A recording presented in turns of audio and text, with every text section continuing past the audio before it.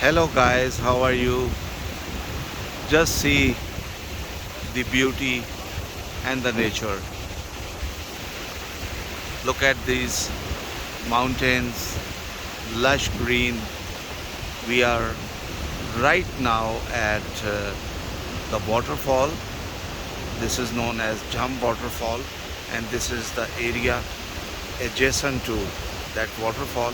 It's so beautiful, amazing, naturally uh, you can say it's really a beautiful nature. You can observe the nature, you can love it, and you can spend your good time here.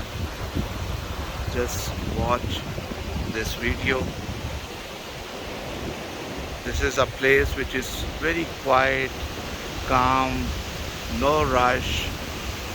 It's very beautiful. You can have the look of mountains, you can have the look of flowing water, you can see these big stones and the greenery and the jungle. And in this jungle you have bear, and as they told me that there are pandas also. So this is a beautiful and amazing place. It's known as Chum waterfall. Waterfall is a little bit at a distance from this place. However, this place makes the waterfall area very beautiful. This is a small hotel. They have a room on the back of it, and the fields, you can see it and enjoy.